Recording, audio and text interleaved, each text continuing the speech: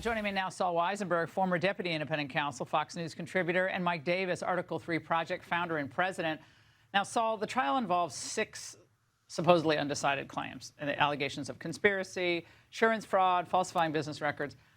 And his company and 2 of his sons, Eric and Don Jr., are also defendants.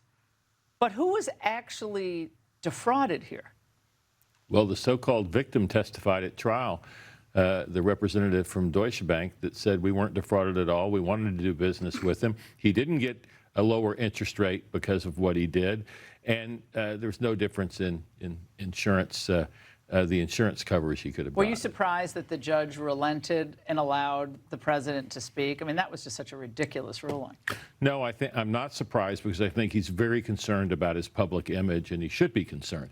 And he should be concerned about what an appellate court is going to do if he agrees with James's ridiculous claim for $370 million in damages, I think it is now. Now, Mike, this is being called by some in the corporate world or business world as corporate murder, what they're doing to the Trump organization, trying to absolutely run it out of New York, and these absurd civil fraud fines also being levied, which, again, would pretty much do them in. That is the goal here.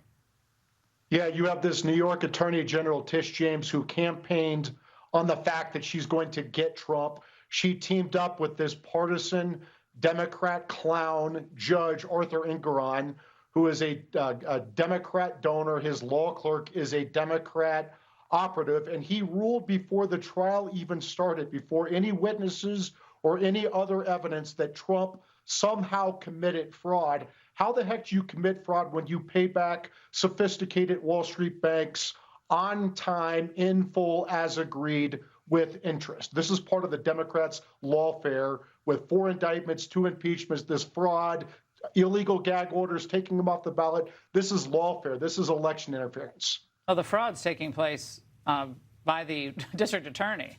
And sadly, the judge seemed to join in on the fun as well. But even CNN, one of their top legal guests, had to admit what's really going on here about James. Watch.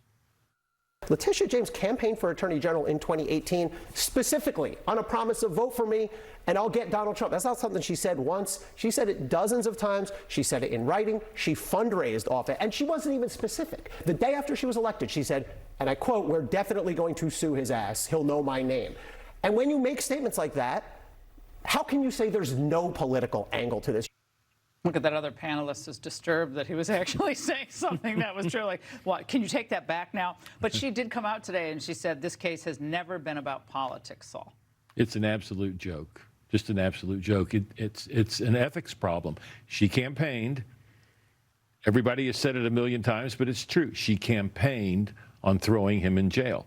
It's unethical in my view. Is there an ethical move here, an ethics action that could be filed against her for this obviously blatantly political case that she brought? Laura, they only do that against Bill Barr in New York. That's the only person they bring an ethical complaint against. So, but the judge would be part of it as well, because this should have been a directed verdict. No, I don't think you can do an ethical complaint against the judge based on the fact that he's a ridiculous judge.